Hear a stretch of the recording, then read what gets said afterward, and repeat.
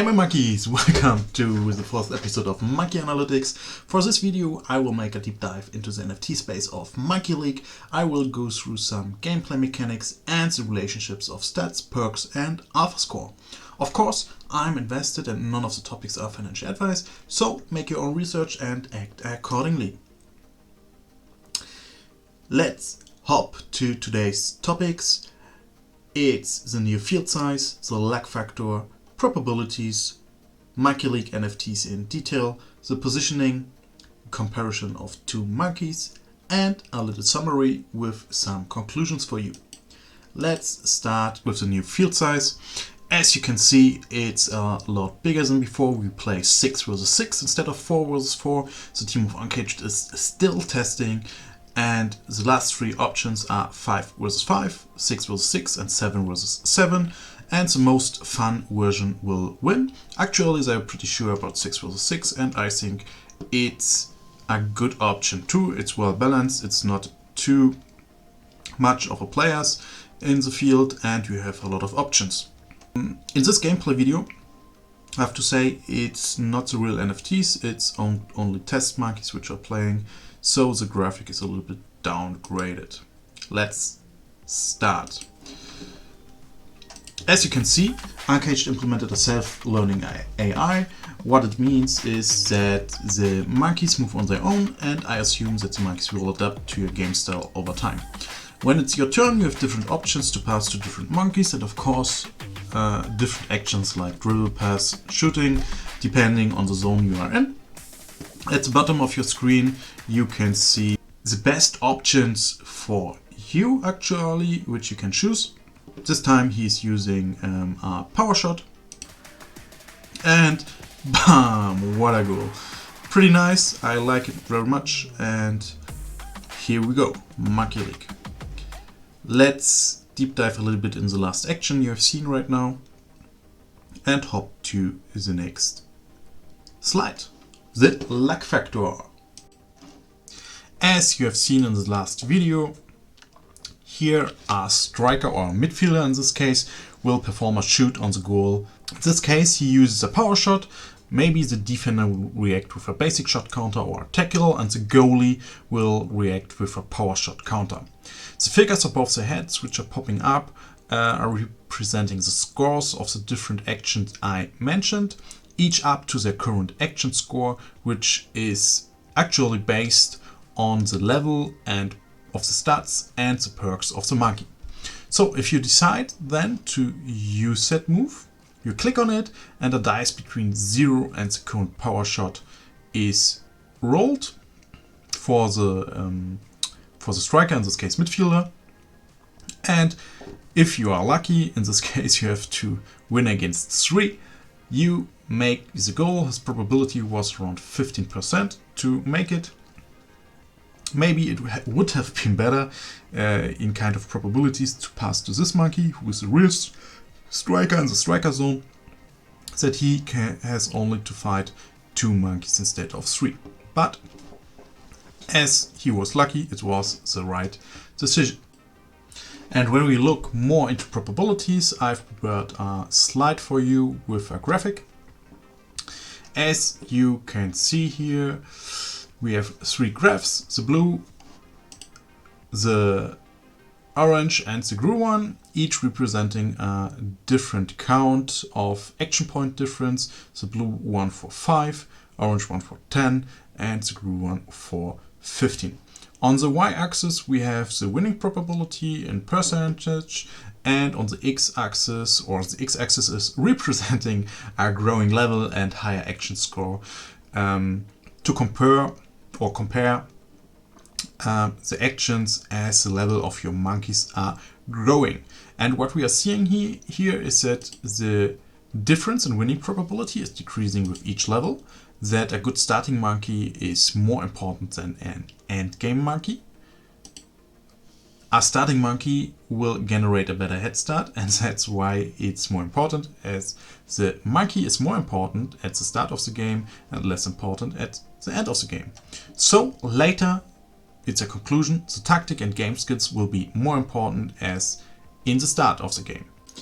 With which I don't mean that the monkey will be not important at the end. If you play against a player who is in the same league as you, each advantage you have will help you winning the game, of course. But in comparison, it's a lot more important at the start as in the end. That's what I want to show you with this graphic. So let's head over to a little NFT deep dive. What we have here, it's of course from the MonkeyLeague, Monkey Zone app of MonkeyLeague, where you have a lot of different information which you don't get on the websites like Magic Eden or FTX US. Here are a lot of formulas which are not available there. So let's make a short deep dive. You have the current potential of the monkey. As you can see here, the 19.9, and that's of course calculated with different formulas for each position, for the striker, defender, goalkeeper as well. Same goes of course for the max potential, which shows you the potential your monkey has when he was trained to the max stats, which you see here in yellow the current stats, and in white the stats which will be available if you leveled him to the max. Not more, not less. Then you have the perks. The perks are literally boosting your actions in the game, or to say it otherwise, your stats. As you can see in this formula, for example, the flank transition is 0.8 multiplied by control plus 0.2 multiplied by passing and multiplied by 1.08 in this case, because he has 8% for flank pass. The other four actions before, intercepted lofted pass, intercepted pass counter and intercepted pass, have no perks to add. So one important thing here when you look at the main actions, which you see here, is that they are more on the side of only stats and not on the perks. I will come to it a little bit later and what that means. Then we have the current power, which is of course, as you can see in the formula, the current stats multiplied by the perks, or not perks if no perks are integrated in the formula. Of course, the same for the max power. I think I don't have to go into it. Then we have the, as you can see here, the alpha score of the monkey. Everything above 500 is pretty good. It represents the rarity of your monkey and is helping you in succeeding special actions. What are special actions? As you see here, only main actions are available. There are 20 actions per position, so overall you have 80 actions, and the other 14 actions, for example for this midfielder, are special actions. Most likely you can train them in stadiums later. One additional info I want to give you here is that the potentials you can see here and here are the average of your current power stats of all 20 actions per position and are represented in this formula here. And you see it here for each position. As you can see, the striker is mainly on accuracy, the midfielder on passing, the defender on defense, and the goalie on control, defense and passing. He is an all-rounder in this case. I hope that will help you a little bit in understanding the NFTs of MonkeyLeague. And now let's head to the next crucial topic, the positioning of your monkeys. At the start of each game, of course it will be 6, 7 or 5, not 4 anymore, but at the start of each game you choose the positioning of your monkey. For example, a striker, midfielder, 3 defenders for example, and 1 goalie if it's 6. And the perks they have are only activated in the specific zone. So it's important you decide the position prior to the game. Perks are only activated in that specific zone, and perks are only activated for the position you choose. For example, if you put your midfielder in the striker position, here, I hope you see my mouse now, and That means only his striker perks in the top area here are activated. Is he moving in the midfield or is still in the striker zone and is performing a flank pass, so a midfielder move, no perks will be activated for it. So it's solely on his stats. That means for me, monkeys with higher stats and lower perks will most likely be more versatile and can perform better in different areas on the field, but that only counts when they are leveled to the max level, because before that happens the stats are most likely or close to each other and you level them in the same speed. So it's not that important at the start, but closer to the end game it will be more and more important, as you can imagine. So, okay, let's head to the last point of today, a comparison of two monkeys before we summarize and make some conclusions. I decided to use two monkeys to compare them, to don't mix things up. We will start with monkey 1 and then go to monkey 2, so that you can concentrate on them. We have a defense monkey here, one with 83 defense stats, which is not that high for a monkey. And you see it when we calculate his potential without the perks, he's only 85.3 worth. And if you calculate the perks, he has 55 of them, or percent. The defender potential is 100.9, as you see in this calculation. The gap or difference of the potentials is 15.6. And the average of the main actions of this monkey here is only 92.5. And if we remember correctly, the potential of the monkey is the average of all 20 actions you have. So you have actually a gap to the max potential of 8.4. It's pretty big. That concludes that the special actions will rely on perks. They have to close the gap to the max potential and they have to outperform the main actions. A perk monkey, that's the second conclusion, that monkey 1 is a perk monkey, which is relying on perks. And when we remember about the zones you choose at the start for your monkey, he will most likely only be good in his zone as he has low stats overall. But the good side is he will level faster through the perk boosts he gets each level. He adds a stats point if he starts or has, of course, the special abilities. Otherwise, he will level the same speed as a stat monkey, which we will see in monkey 2.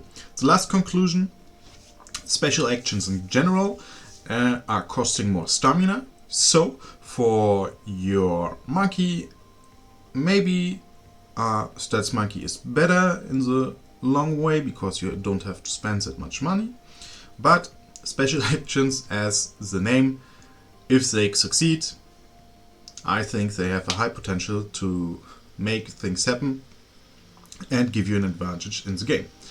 The last thing is the alpha score is helping to succeed in the special actions, so most likely perk monkeys are relying more on alpha score. So if you choose a monkey, which is not financial advice, and it's a perk monkey, look at the alpha score too. If it's a stat monkey, maybe you don't need that high of an alpha score.